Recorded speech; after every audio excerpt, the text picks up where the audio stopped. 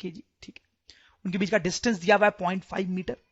Find the value of gravitational force between the two balls, ठीक है। तो कैसे निकालेंगे? बहुत सिंपल है, ग्रेविटेशनल फोर्स निकालना कभी तो ये फॉर्मूला यूज होगा, F equals to G M M divide by D square, ठीक है। अब देखो यहाँ पे G क्या है, मैं बताता, G एक कांस्टेंट है, और यहाँ पे लिखा हुआ है कि take G equals to this, तो लिखा हुआ है G इतना होता है तो हम वही रख लेंगे 6.7 इंटू 10 टू पावर माइनस 11। हो सकता है स्टूडेंट्स कि आप सोच रहे हो कि कुछ देर पहले मैंने आपको बताया था कि G equals to 6.673 into 10 to power minus 11 होता है, ठीक है। लेकिन यहाँ पे 6.7 लिखा हुआ है, तो देखो एक्चुअली में तो वैल्यू 6.673 होती है, लेकिन कई बार क्वेश्चंस में हम अप्रोक्सीमेटली 6.7 ले लेते हैं वैल्यू, ठीक है। उससे कैलकुलेशन थोड़ी सी आसान हो जाती है, ठीक है, कैलकुलेशन थोड़ी सी आसान हो जाती है। तो इसीलिए यहां पे दिया हुआ है कि आप G को 6.7 ले लो, नहीं भी दिया हुआ है ना तो आप ले सकते हो कैलकुलेशन को आसान करने के लिए, तो वही यहां पे हमने किया। फिर दोनों मास का प्रोडक्ट, तो इसका मास 1 kg और इसका भी 1 kg, तो 1 into 1 divide by D square, इन दोनों के बीच का distance students that is half metre, ठीक है। अब देखो इसको सॉल्व तो किया ही जा सकता है, थोड़ा सा लंबा तो होता है सॉल्व करना, ठीक है। तो इतना कुछ आ जाएगा, दिस मच ऑफ न्यूटन। इसका मतलब इन दोनों बॉल्स के बीच में जो ग्रेविटेशनल फोर्स लग रहा है स्टूडेंट्स, जो ग्रेविटेशनल फोर्स लग रहा है, ठीक है, वो है 26.8 into 10 to power minus 11 newton. तो आप देख सकते हो फोर्स निकालना कितना आसान है, सिंपली ये फॉर्मूला यूज करना है। जैसे एक और क्वेश्चन मैं आपको बताता हूं, लेट्स हैव अ लुक। देखो यहां पे क्या है, ये आप देख सकते हो अर्थ है, अर्थ, ठीक है, एंड दिस इज मून, ठीक है। उन दोनों का मास दिया हुआ है, मास ऑफ अर्थ ME, मतलब M for mass, E for earth, ठीक है। देखो बहुत ज्यादा होता है अर्थ का मास, बहुत ज्यादा, देखो 6 into 10 to 24 mass of moon 7.4 into 10 to 22, बहुत ज्यादा, ठीक है। और बीच का जो डिस्टेंस है वो भी दिया हुआ है हमें, ठीक है। पर आप ध्यान दें कि डिस्टेंस जो है वो किलोमीटर में दिया है, that is not SI unit, ठीक है, तो इसको मीटर में कन्वर्ट करना पड़ेगा बाद। और क्वेश्चन ये है कि इन दोनों के बीच में जो ग्रेविटेशनल फोर्स लगता है वो हमें बताना है। तो कुछ नहीं स्टूडेंट्स, बस वही formula F equals to G M M by D square. तो G की वैल्यू जैसा कि दिया हुआ है हम लिख लेंगे 6.7 इंटू 10 टू पावर माइनस 11, ठीक है। कमिंग टू मास, तो दोनों का मास का प्रोडक्ट, मतलब इसका और इसका प्रोडक्ट, तो that is 6 into 10 to power 22 into 7.4 into 10 to power 22, sorry यहां पे गलत हो गया, आप देखो यहां पे 24 है, तो यहां पे आई शुड राइट 24, ठीक है, divide by D square, distance का स्क्वायर। तो ये किलोमीटर में है तो we should convert it in metres, तो मीटर्स में कैसे करेंगे किलोमीटर को, पता है आपको? तो उसके लिए 1000 से मल्टीप्लाई करना पड़ता है, 1000 से मल्टीप्लाई करना होता है तो मीटर में कन्वर्ट हो जाता है। This will be 3.8 into 10 to the power 8 metres, ठीक है। तो ये वाली जो वैल्यू है मीटर्स में वो यहां पुट करेंगे, तो यूनिट्स का थोड़ा आप ध्यान रखें, कई बार नहीं तो गलती हो सकती है, ठीक है स्टूडेंट्स। इसको थोड़ा सा सॉल्व करना कॉम्प्लिकेटेड है, but definitely you can solve this. मैं आपका टाइम वेस्ट नहीं करूंगा, सीधे आंसर लिख दूंगा, this will be the answer, ठीक है, कैलकुलेट करने के बाद। तो बहुत सिंपली हमने अर्थ और मून के बीच में जो ग्रेविटेशनल फोर्स लगता होगा उसकी वैल्यू भी निकाल ली है। अच्छा, आप एक चीज और आप ध्यान दे सकते हो, यहां पर आप देखो ये वैल्यू बहुत ज्यादा है, 2.01 into 10 to power 20, 10 to power 20, 10 to the power 20, this is a huge amount of force, very large force, very large force actually, बहुत ही बड़ा फोर्स है। तो कुछ देर पहले मैं आपको बता रहा था ना कि मून और अर्थ के बीच में, सेलेस्टियल ऑब्जेक्ट्स के बीच में ग्रेविटेशनल फोर्स बहुत ज्यादा होता है, बहुत ज्यादा। और वही आप देखो इस केस में, ये जो बॉल्स है छोटे छोटे बिलियर्ड्स के, उनके बीच में जो फोर्स लग रहा है 26.8 into 10 to power minus 11, 10 to power minus 11, very small force, बहुत ही छोटा फोर्स है। इतना छोटा फोर्स है 10 टू माइनस 11 कि उसका कोई इफेक्ट दिखाई नहीं देगा। तो आप कंपेयर करो यहां पे 10 टू माइनस 11, 10 टू माइनस 11, और इस केस में 10 to 20, so much of difference. तो मैं आपको बता ही रहा था ना कि सेलेस्टियल ऑब्जेक्ट्स के केस में gravitational force plays a role, significant role, लेकिन डे टू डे लाइफ के जो ऑब्जेक्ट्स होते हैं उसमें वो इतना कम होता है कि कोई फर्क ही नहीं पड़ता उस फोर्स से, हो या ना हो। अब चलो बच्चों, ये जो फॉर्मूला हमने देखा कि दो ऑब्जेक्ट्स के बीच में ग्रेविटेशनल फोर्स लगता है, उसका फॉर्मूला, उसके बारे में थोड़ी सी और एक दो डिटेल्ड बातें हम यहां पे करते हैं, ठीक है। तो देखो पहला पॉइंट तो आप ये देखो कि ये मास की बात करते हैं, ठीक है। तो यहां से आप क्लियरली देख सकते हो कि ये जो ग्रेविटेशनल फोर्स होता है that is proportional to product of mass, ठीक। इसका क्या मतलब है आप देखो, डायरेक्टली प्रोपोर्शनल है, डायरेक्टली मतलब force is directly proportional to इसका मास एंड इसका मास। इसका क्या मतलब स्टूडेंट्स, कि अगर इसका और इसका मास ज्यादा होता है, ठीक है, मोर मास, ठीक है, मास ज्यादा होता है तो फोर्स भी ज्यादा होगा, मोर फोर्स, ठीक है। यही तो मतलब होता है डायरेक्टली प्रोपोर्शनल होने का, कि अगर एक चीज ज्यादा है तो दूसरी भी ज्यादा होगी, ठीक। At the same time less मास, ठीक है, मींस लेस फोर्स। मतलब अगर ये बॉल्स भारी होंगे तो उनके बीच में ग्रेविटेशनल फोर्स भी ज्यादा होगा। अगर ये बॉल्स हल्के होंगे तो उनके बीच में ग्रेविटेशनल फोर्स भी कम होगा। ठीक बात, लॉजिकल लग रहा है कि यार देखो जितने ज्यादा भारी हैं उतना ज्यादा फोर्स लग रहा है, जितने कम भारी है उतना कम फोर्स लग रहा है। ठीक है, दूसरा पॉइंट आप देखो यहां पे डी के बारे में, डी नीचे है, force is inversely proportional to D square. Inversely proportional होने का क्या मतलब होता है, इनवर्सली प्रोपोर्शनल होने का मतलब होता है कि उल्टी कहानी होगी, उल्टी कहानी मतलब मोर डी लेस फोर्स, उल्टा डी ज्यादा फोर्स लेस, और वैसे लेस डी मोर फोर्स। देखो इसका मतलब है मोर डी लेस फोर्स। अगर इन दोनों को मैं दूर ले जाऊं, इन दोनों को दूर ले जाऊं तो उनके बीच का जो ग्रेविटेशनल फोर्स है वो क्या होगा स्टूडेंट्स, कम होगा। ठीक है, और वैसे अगर मैं इन दोनों को पास लाऊं, ध्यान देंगे पास लाऊंगा तो डी क्या होगा, ज्यादा, और फोर्स क्या होगा, सॉरी उल्टा बोल दिया मैंने, अगर मैं इन दोनों को पास लाऊं तो डी क्या होगा, लेस, ठीक है, और फोर्स क्या होगा, ज्यादा।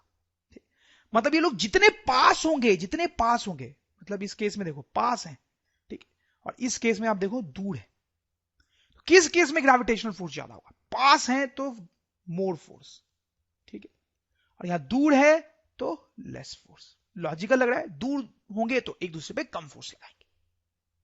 जैसे एक छोटा सा क्वेश्चन करते हैं तो ये आइडिया और क्लियर हो जाएगा। तो क्या क्वेश्चन है, in which of the cases gravitational force is मोर।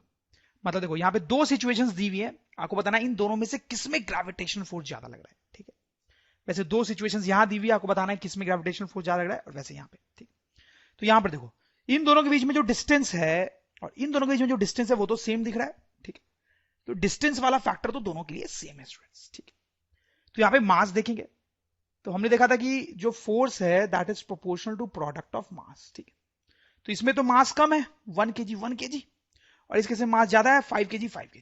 तो क्लियरली क्योंकि इन दोनों केस इस केस में मास ज्यादा है, ठीक है, इसलिए gravitational force will be more. इस केस में ग्रेविटेशनल फोर्स ज्यादा होगा कंपेयर टू दिस। ठीक है, चलो सेकंड केस की तरफ आते हैं स्टूडेंट्स। इसमें देखो, इसमें फिर से देखो इन दोनों के बीच का जो डिस्टेंस है, ठीक है, और इन दोनों के बीच का डिस्टेंस है वो तो देखने से सेम ही लग रहा है। ठीक है, डिस्टेंस दोनों में सेम है, तो हम मास को देखते हैं।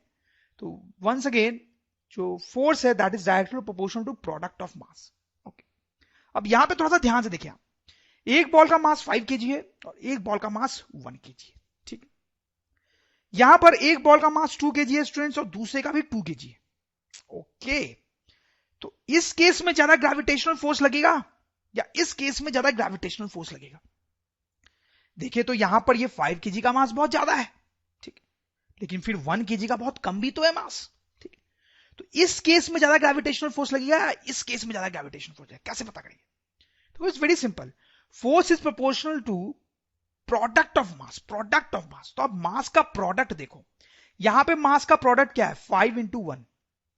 ठीक है, यहां पे मास का प्रोडक्ट है 5 into 1 दैट इज 5। यहां पे मास का प्रोडक्ट कितना है, 2 into 2 दैट इज 4। तो अब देखो फाइनली मास का प्रोडक्ट कहां पे ज्यादा है, मास का प्रोडक्ट यहां पर ज्यादा है, ठीक है, 5 है। तो इस केस में यहां पर ग्रेविटेशनल फोर्स ज्यादा होगा स्टूडेंट्स, यहां पर ज्यादा होगा। ठीक है, इसमें कई बार लोग कंफ्यूज हो जाते हैं, तो ऐसा एक और एग्जांपल मैं आपको देता हूं। तो इन दोनों में से किस केस में ग्रेविटेशनल फोर्स ज्यादा है, तो वंस अगेन आप देख सकते हो दोनों के बीच की जो डिस्टेंस है वो तो बराबर सी ही दिख रही है। ठीक है, तो मास पे फोकस करेंगे, प्रोडक्ट ऑफ मास। तो यहां पे देखो प्रोडक्ट ऑफ मास क्या है, 1 into 4 दैट इज 4। यहां पे प्रोडक्ट ऑफ मास क्या है, 3 into 2 दैट इज 6। तो यहां पे प्रोडक्ट ऑफ मास ज्यादा है, मतलब यहां पे ग्रेविटेशनल फोर्स ज्यादा होगा। ठीक है, तो ऐसे क्वेश्चंस पूछे जा सकते हैं छोटे छोटे, you have to be careful. चलो ये वाला क्वेश्चन देखते हैं स्टूडेंट्स। देखो इसमें आपको साफ साफ दिख रहा होगा कि यहां पर जो डिस्टेंस है वो कम है और यहां पर जो डिस्टेंस है वो ज्यादा है। ठीक है, और जहां तक मास के बराबर है वो सेम है, यहां भी 1 kg और 1 kg, यहां पे 1 kg और 1 kg, तो मास तो हर दोनों में सेम है, तो डिस्टेंस पे कहानी बनेगी यहां पे। Force is inversely proportional to D square, ठीक है। तो इनवर्सली प्रोपोर्शनल का मतलब होता है कि उल्टा होता है, मतलब डी कम होगा तो फोर्स ज्यादा होगा, डी कम होगा तो फोर्स ज्यादा होगा। तो इस केस में लेस है डी, ठीक है, डी कम है, डिस्टेंस कम है, मतलब ग्रेविटेशनल फोर्स ज्यादा होगा। समझ में आई बात? आप बिल्कुल डाइजेस्ट हो गई होगी, रट गई होगी। एक और अच्छा क्वेश्चन करते हैं स्टूडेंट्स। तो आप देखो यहां पे क्या है क्वेश्चन, में आपको एक्सप्लेन करता हूं कि ये दो ऑब्जेक्ट्स हैं, उनके बीच का डिस्टेंस डी, ठीक है, उनके बीच में जो ग्रेविटेशनल फोर्स लग रहा है वो F0 लिखा गया, उनको F0, ठीक है। अब ये जो डिस्टेंस है वो बढ़ा के हमने डी से 2D कर दिया, कर सकते हैं, इन दोनों ऑब्जेक्ट्स को हम दूर ले गए 2D डिस्टेंस पे। अब इनके बीच में कितना ग्रेविटेशनल फोर्स लग रहा है, अब वो बताना है। पहले F0 लग रहा था, F0 लग रहा था, अब कितना ग्रेविटेशनल फोर्स लग रहा है ये बताना है। फिर उनके बीच का डिस्टेंस हमने 3D कर दिया, तो अब ग्रेविटेशनल फोर्स कितना लग रहा है ये बताना है। देखो कैसे करेंगे इस क्वेश्चन को, this is a very good question students. तो आप देखो अभी भी हमने देखा है इस फॉर्मूले से F इक्वल्स टू GMM/d², ये जो ग्रेविटेशनल फोर्स का फॉर्मूला है, उससे हमने देखा कि F is inversely proportional to d², inversely proportional to d², ठीक। तो ये तो क्लियर है कि हम d को बढ़ाते जा रहे हैं, d को बढ़ाते जा रहे हैं, तो जो ग्रेविटेशनल फोर्स है वो कम होगा, कम होगा। कितना कम होगा, लेट्स हैव अ लुक। तो ये जो पहले वाला केस है स्टूडेंट्स, उसमें जो ग्रेविटेशनल फोर्स है F0, दैट इज GMM, दोनों का मास का प्रोडक्ट डिवाइड बाय d², सही है। यहां पे जो ग्रेविटेशनल फोर्स है ये उसकी वैल्यू, यहां पे जो ग्रेविटेशनल फोर्स होगा स्टूडेंट्स उसकी वैल्यू होगी GMM, मास तो उतना ही है, ठीक है, डिवाइड बाय d²। अब इनके बीच की जो डिस्टेंस है वो है 2D, तो यहां पे हम डिस्टेंस लिखेंगे 2D का स्क्वायर, ओके, समझ रहे हो मेरी बात। तो यहां से क्या आएगा, GMM डिवाइड बाई 4D²। अगर आप ध्यान से देखेंगे तो यहां पे है this is 1/4 GMM by d², और ये जो पूरा टर्म है स्टूडेंट्स दैट इज F0। तो यहां से हम इसको लिख सकते हैं F0 डिवाइड बाई 4, इसका मतलब यहां पर जो ग्रेविटेशनल फोर्स लग रहा है दैट इज F0/4। तो पहले से कम लग रहा है ना, तो वो तो होना ही था क्योंकि हमने डिस्टेंस बढ़ाया है, तो हमने डिस्टेंस बढ़ाया तो फोर्स तो कम होना ही था, और कितना हुआ एक्चुअली कम होके F0/4। पहले F0 फोर्स लग रहा था, अब F0/4, ठीक है स्टूडेंट्स। चलो इस केस में देखते हैं। इस केस में once again force equals to GMM divide by बीच का जो डिस्टेंस है उसका स्क्वायर, मतलब 3D का स्क्वायर। तो यहां से आ जाएगा GMM डिवाइड बाई 9D², ठीक है। तो 1/9 GMM बाई d²। तो ये जो क्वांटिटी है ये तो F0 के बराबर है, तो F0/9 स्टूडेंट्स, मतलब यहां पर जो ग्रेविटेशनल अट्रैक्शन फोर्स लग रहा है दैट इज F0/9, ठीक है। तो सॉल्व कर लिया हमने क्वेश्चन। इनफैक्ट आप यहां पे एक बड़ी इंटरेस्टिंग सी चीज को ध्यान देना चाहिए आपको, कि आप देखो जब डिस्टेंस हमने 2 टाइम्स बढ़ाया, तो फोर्स जो है वो 4 टाइम्स कम हुआ, मतलब 2 के स्क्वायर टाइम्स कम हुआ है। डिस्टेंस हमने 2 टाइम्स बढ़ाया तो फोर्स जो है वो 4 टाइम्स कम हुआ, 2 के स्क्वायर टाइम्स। वैसे डिस्टेंस जब हमने 3 टाइम्स बढ़ाया, तो 9 टाइम्स फोर्स कम हुआ, मतलब 3 के स्क्वायर टाइम्स। तो this is a good thing to remember, okay. तो वैसे अगर मैं डिस्टेंस को 4D कर देता, डिस्टेंस को 3D भी नहीं है 4D कर देता, तो जो फोर्स है स्टूडेंट्स वो कितना हो जाता, F0 डिवाइडेड बाई 4 का स्क्वायर, दैट इज 16। तो this is a good thing to remember कि जैसे जैसे हम डिस्टेंस बढ़ाते हैं ग्रेविटेशनल फोर्स कम होता है। कितना कम होता है, अगर हमने 2 टाइम्स डिस्टेंस 2 टाइम्स बढ़ाया तो ग्रेविटेशनल फोर्स 4 टाइम्स कम होगा, 3 टाइम्स डिस्टेंस बढ़ाया तो 9 टाइम्स फोर्स कम होगा, 4 टाइम्स डिस्टेंस बढ़ाया तो ग्रेविटेशनल फोर्स 16 टाइम्स कम होगा। यस